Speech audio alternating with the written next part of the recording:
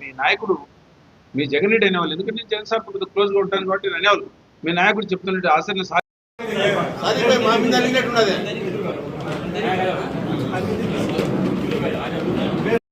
చెప్పినప్పుడు మేము అంత సులభంగా నమ్మలేకపోయినాం. ఎందుకంటే ప్రభుత్వాలు ఎన్నికల ముందు ఎన్నో మాటలు చెప్తారు, నిలబెట్టుకోలేవు కూడా.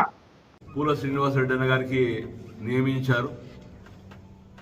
శ్రీనివాసరెడ్డి అన్న గారికి మనస్ఫూర్తిగా శుభాకాంక్షలు తెలియజేసుకున్నాం.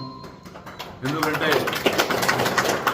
శ్రీనివాసరెడ్డి అన్న గారు 2014 నుండి ఆయన పార్టీ పెట్టిన తర్వాత, ఈ పార్టీలోకి వచ్చిన తర్వాత ఒక కమిట్మెంట్తో పనిచేశారు. ఎందుకంటే 2014లో కూడా నేను శాసనసభ్యునిగా నాకు జగన్మోహన్ రెడ్డి గారు అవకాశం ఇస్తే ఆ రోజు కూడా పూల శ్రీనివాసరెడ్డి అన్న గారు తలుపుల మండలంలో నేను మెజార్టీ తెచ్చి చూపిస్తానని చెప్పి ఆ రోజు మాట చెప్పి ఖచ్చితంగా మెజార్టీ వచ్చే విధంగా ఆయన కష్టపడి రెయ్యింపవులు కష్టపడి పనిచేశారు. ఎంపీటీసీ ఎన్నికలు వచ్చాయి, అప్పుడు కూడా బాగా బ్రహ్మాండంగా కష్టపడి పనిచేశారు. మున్సిపల్ ఎన్నికలు వచ్చాయి, అప్పుడు కూడా మాతో కలిసి పనిచేశారు. కాబట్టి ఒక కమిట్మెంట్తో ఏదైనా చెప్తే దాని బాధ్యత తీసుకొని ఎన్ని కష్టాలు ఇబ్బందులైనా కూడా, ఎన్ని ఒడిదొడుకులు ఎదురైనా కూడా ఆయన పనిచేసే గుణాన్ని ముఖ్యమంత్రి జగన్మోహన్ రెడ్డి గారు చూశారు. కాబట్టి ఆయనకు మరొకసారి కదిరి నియోజకవర్గ ఎన్నికల ఇన్ఛార్జిగా ఈరోజు నియమించినందుకు ప్రియత ముఖ్యమంత్రి జగన్మోహన్ రెడ్డి గారికి మనస్ఫూర్తిగా కృతజ్ఞతలు తెలియజేసుకున్నాను.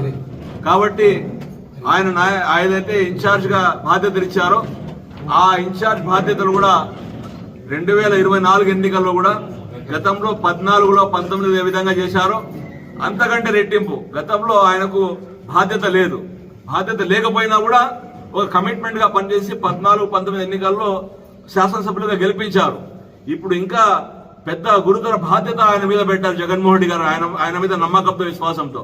కాబట్టి ఇంకా బ్రహ్మాండమైన మెజార్టీతో శ్రీనన్న గారు మీపై పెట్టిన నమ్మకం విశ్వాసాన్ని మీరు తప్పకుండా దాన్ని భర్తీ చేస్తారని చెప్పి, గతంలో కంటే కూడా ఇంకా రెట్టించిన ఉత్సాహంతో మీరు పని చేయాలా, మాతో అందరూ పని చేపిస్తారు.